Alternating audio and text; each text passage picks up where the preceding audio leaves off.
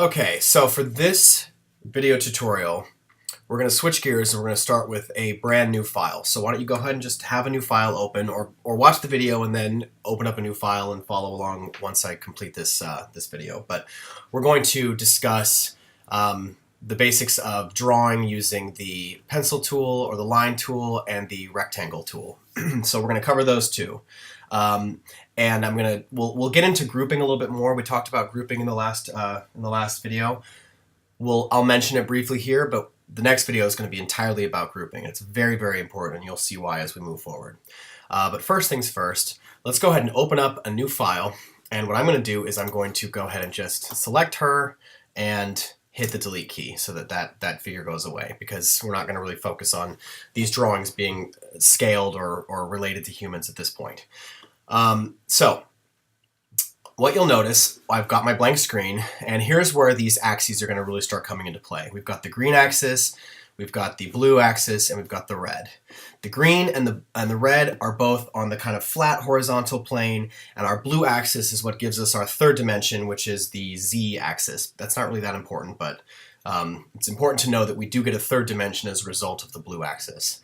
So to begin, what I'll do is I'm just going to go ahead and select my line tool.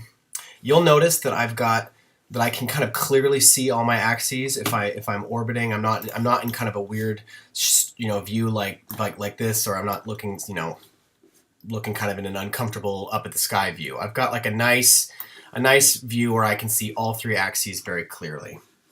What I'm going to do is I'm going to start with my line tool by just selecting the line tool. You'll see that my cursor has changed into a pencil. And this is also the first time that you'll notice that now your cursor has these additional axes within the tip of the cursor. And we set that up in the very first or second video, actually, where we set up our file. That was where we put on the axes when we're drawing. So I think it's really important, and I still to this day always use this feature because I like being able to see right away what it is I'm drawing and what direction I'm drawing in.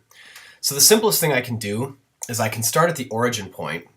And for the sake of this class, I'm going to do that just because it's an easy way to get us all to be on the same page. And I'm going to click once. So I've left clicked with my cursor once on that spot. Now I'm not, without touching the mouse buttons, all I'm doing is moving my mouse around. You'll notice that I can move it kind of up along the blue axis, I can move it along the green axis, or I can move it along the red. And I can also move it along any other kind of direction, and that just will be a solid black line, because that's not specific to any of these axes. So if I start drawing up along the green axis, do you notice in this bottom corner here it's telling me what my length is? So as I start to pull this is actually live telling me that I all the way down to the 1/16 of an inch that I'm drawing something close to about 50 feet. If I want it to be exactly 50 feet along the green axis, what I do is I type in 50 feet. Enter. So enter has now completed that command. I'm done with drawing that first line. And you'll notice that my cursor is still active. I've still got my pencil tool connected to that line. So what it wants me to do is it wants me to keep drawing until it completes a solid shape. The easiest and simplest shape that we can draw aside from a triangle is a rectangle or a square. So what I'm going to do is I'm going to pull this along the red axis, and I'm going to, in this case, I'm going to give it something closer to with both feet and inches. So let's just make it 32 feet, and I don't have to type in a comma, and I also don't have to indicate specifically inches. SketchUp thinks in inches automatically. So I have to indicate the feet, but once I've done that, I can type 6, enter, and that's going to give me an exactly 32'6" line. Now, to complete this, I'm going to pull it back along the green axis again, and this time I'm going to hold the Shift key down. Now the reason I'm doing this is because Shift forces that line to stay along that axis. Wherever I go, it'll force that line to stay along the green axis until I click again. So I've clicked once, my hand is not touching any of the buttons on the mouse. All I'm doing is moving the mouse around, and I'm holding the Shift key down. If I go over to this point and click while holding the Shift key down, So click there. That's going to align that line perfectly with that first line. So what I'm doing is I'm referencing the very first line I drew. I don't have to type in the same 52, whatever the dimension was. I don't have to type that in. All I have to do is reference that line because it's pulling it parallel to that same line. Finally, to finish this off, I'm going to click one more time, and that's going to give me my full shape. So if I look at it, if I start to maybe orbit around a little bit, I can see it might look a little bit like one line's longer than the other. The reason that's happening is because you're actually looking at this in perspective. The perspective is live. So if I look at it directly from above, you can see that it's much more of a rectangle. If I'm looking at it in this direction, it looks a lot more like it's a square. That's because I've got a vanishing point going off into the distance, making it look like this is really a lot shallower than it is. So it's good to be comfortable, again, like I said from the very beginning, with orbiting around this stuff and zooming in and out so you can really get a hold of what you're looking at. So that's the simplest way to do a shape, is basically doing with your line tool. And you'll notice that there's lots of ways that if I'm in a view that's a little bit more shallow like this, and I've orbited my way that way, if I start again from, let's say, the red axis, it's a lot harder to pull it back along that green axis. You see that? So if I've got myself in a view where it's harder to work on the drawing plane, we'll call it, what I'll do is I'll just hit escape once I've started.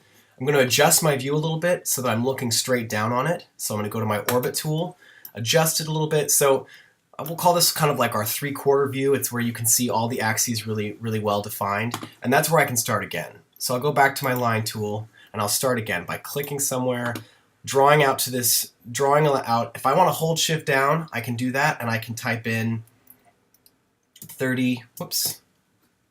I'm going to go ahead and hold shift down. So once I've held shift down, I can let go of it because I know now that it's on that green axis. I can also see that it's on the green axis because not only is the line green, but it tells me on green axis.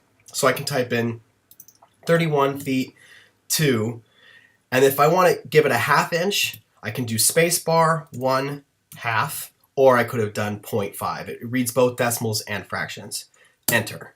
So this line here that I've just drawn is going to be exactly what I just typed in. I can pull out along this line again, and you can see if I pull out, and at this point it actually pops to that same length, it's intuiting that I might want the same exact dimension again. This time I'm not going to. I'm going to say 15 feet 3.75 or 3/4.